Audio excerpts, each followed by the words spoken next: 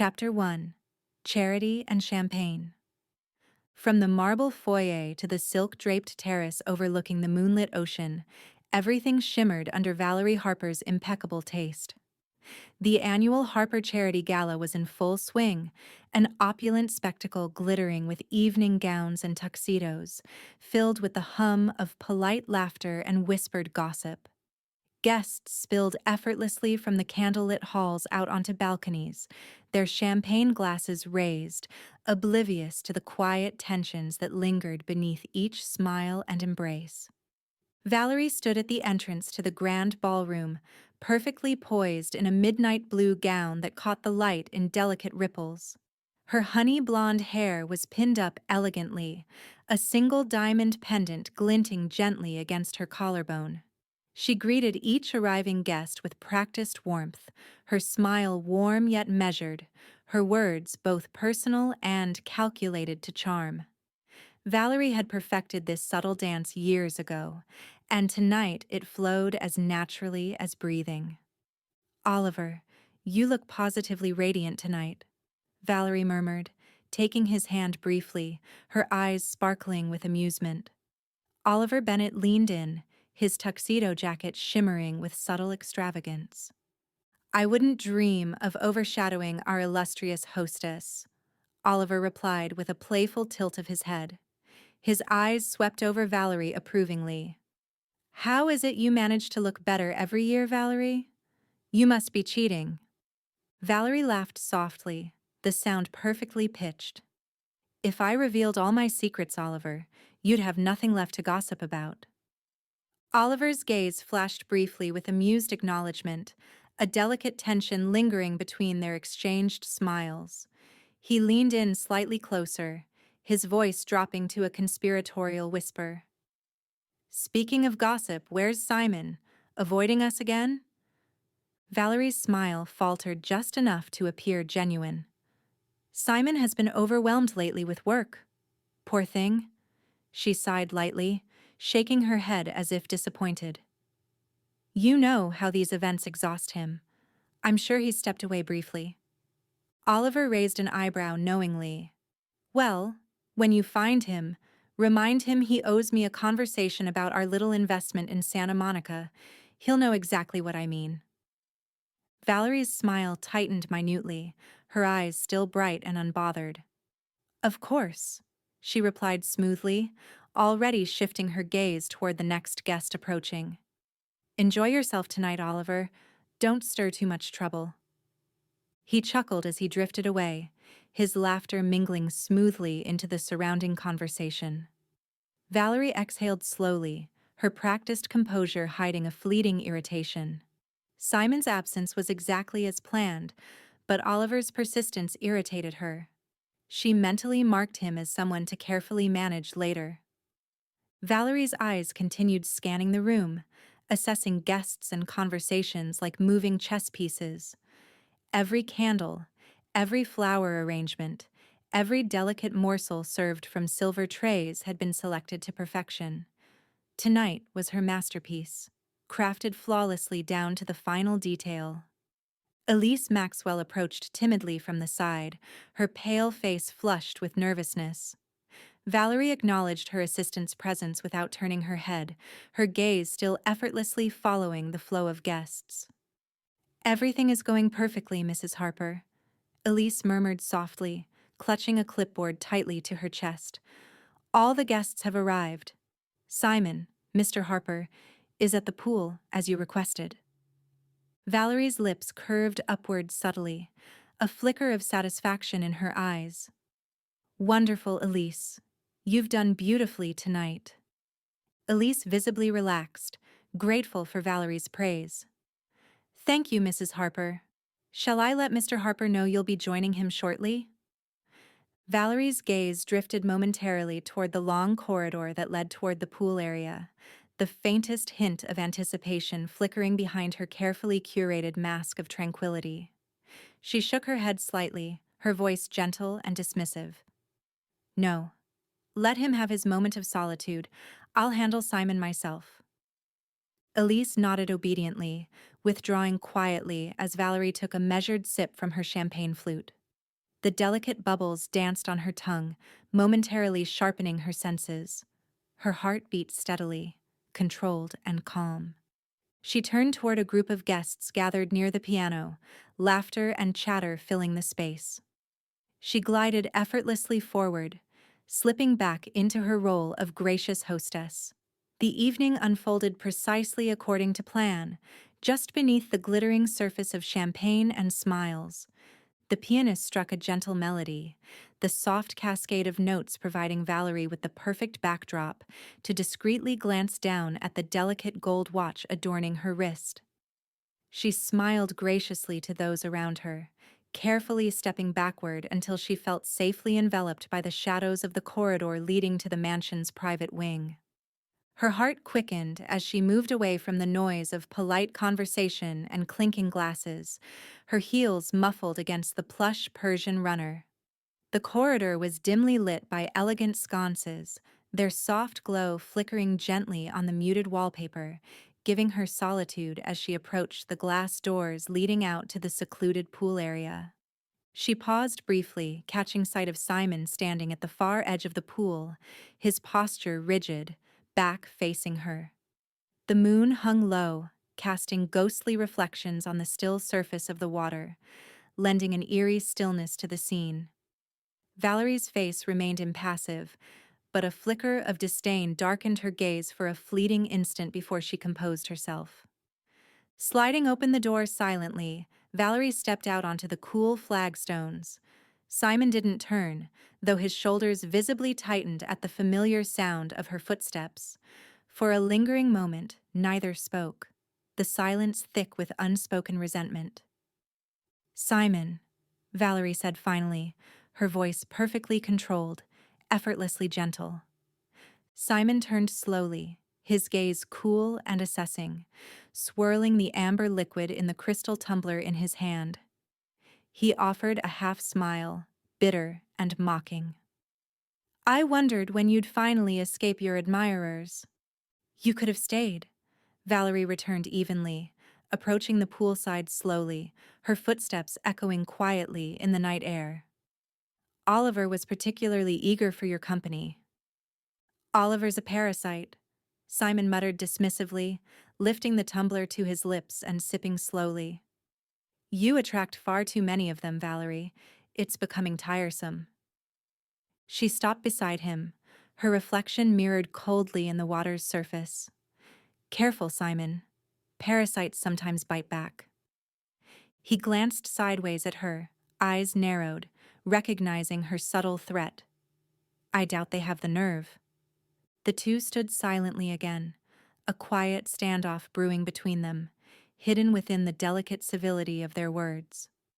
Valerie let her gaze drift outward, where the ocean waves rolled softly against the distant shoreline.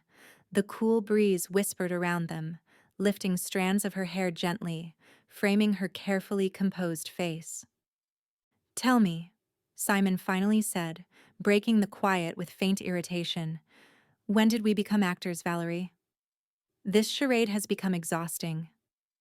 Valerie smiled faintly, still gazing out over the water, her tone almost playful despite the cutting undertone. "I don't recall us ever being anything else." Simon laughed dryly, shaking his head slowly, his voice growing colder. "True enough. You've always known exactly what you wanted, haven't you?" Her eyes returned slowly to him, locking onto his bitter gaze, her own expression perfectly poised, unreadable. "I believe that's something we both understand quite clearly." He stepped closer, narrowing the gap, towering slightly above her. "And what happens?" Simon asked quietly, dangerously. "When one of us decides to rewrite the script?" Valerie tilted her head slightly, meeting his gaze without flinching. "I suppose one of us would have to improvise." Simon's jaw clenched, the tension crackling audibly between them, his voice suddenly hard-edged and low. "Careful, Valerie. Games have consequences." "Then perhaps it's time someone changed the rules," she replied softly, her tone like ice, her eyes fixed steadily upon his. He stared silently back, caught momentarily off guard by the quiet venom in her words. Slowly, Simon shook his head, finishing the last sip from his glass. "You're playing with fire." "I've always been good at handling flames," Valerie whispered, her voice almost tender. Simon sneered bitterly, turning abruptly away, his back rigid again as he placed the empty glass carelessly down beside the pool edge. "Go back to your party, Valerie. Enjoy your night of illusions." Valerie stood quietly, watching Simon carefully, studying his posture, his vulnerability just inches from the dark, inviting water. A faint smile played at her lips, unseen by him as she drew a slow, calming breath, her pulse quickening in anticipation. "Yes, Simon," she murmured gently, voice softer, dripping with an ironic affection. "I'll be sure to enjoy every minute."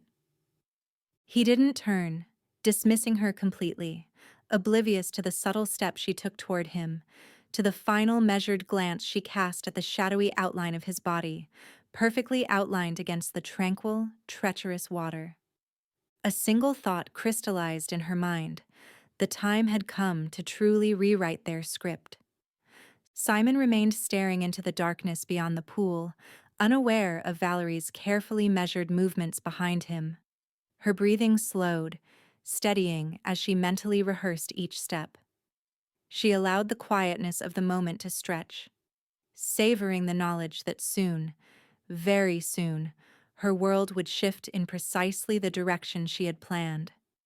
Valerie moved a subtle step forward, her heels clicking softly against the stone.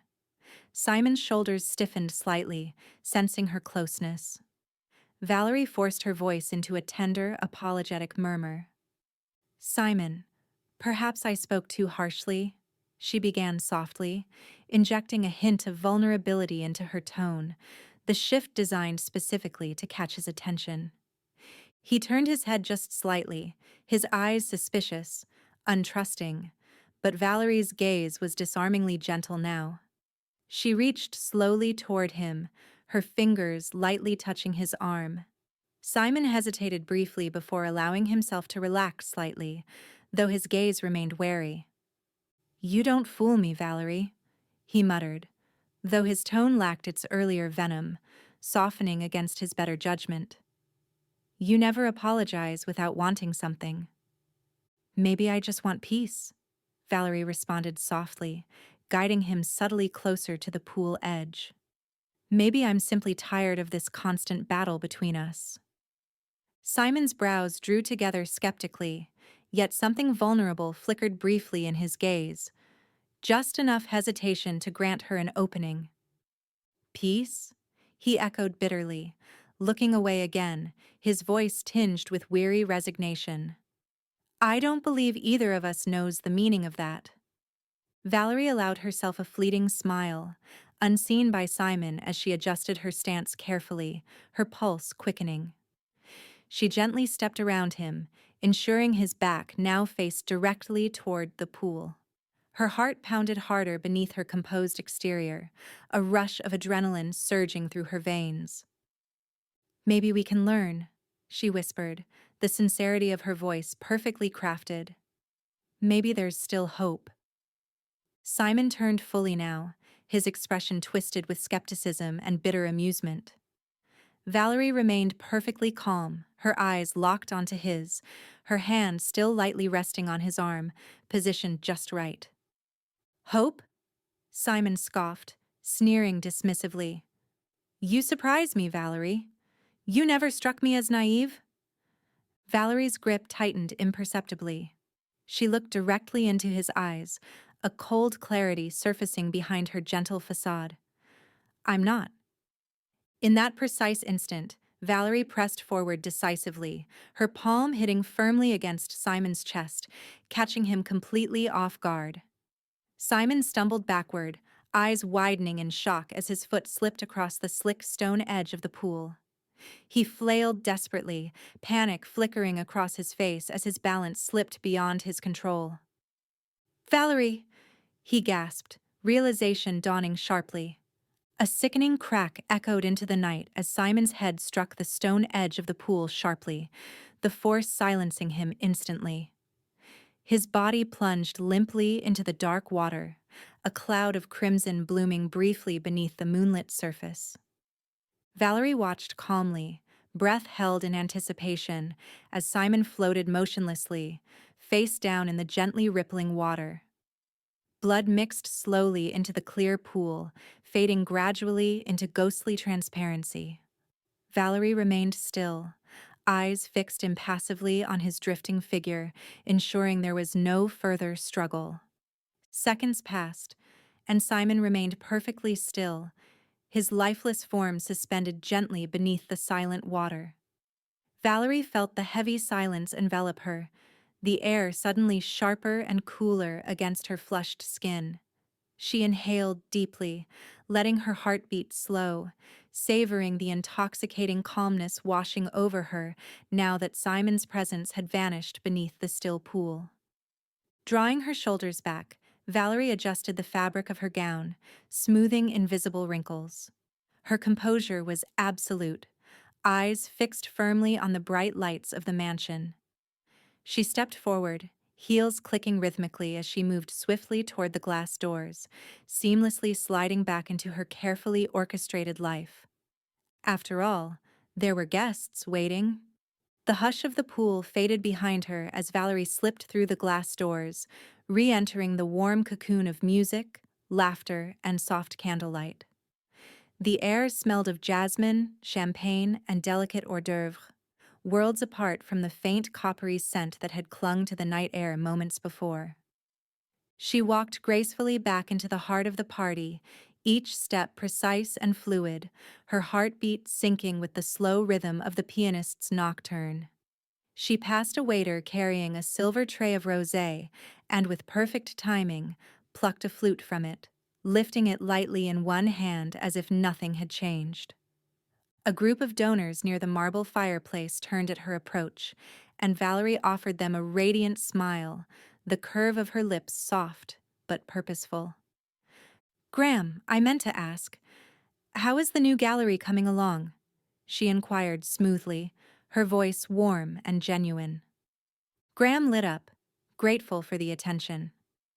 "It's nearly finished. You must come see it next week. Your recommendation on the lighting contractor was a godsend." Valerie touched his arm lightly, her fingers barely brushing his sleeve. "Then I'll consider it my first small contribution to its success," she said with a soft laugh. From across the room, Oliver Bennett watched her.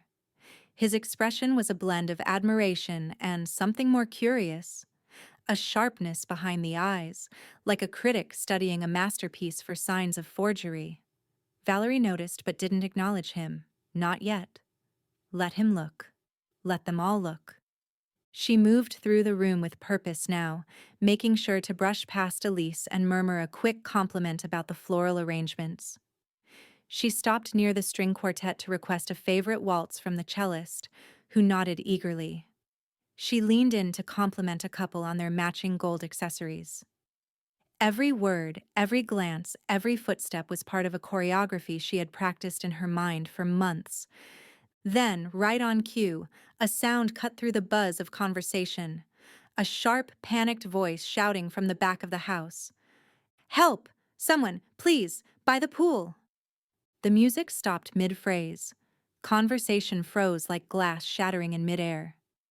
Guests turned in confused clusters. One of the waiters dropped a tray. The staff began to move instinctively, and from the back hallway, a guest came stumbling in, face pale, eyes wide with horror. "There's Simon, oh God, he's in the pool." Gasps, shrieks, motion in all directions. Valerie dropped her champagne flute.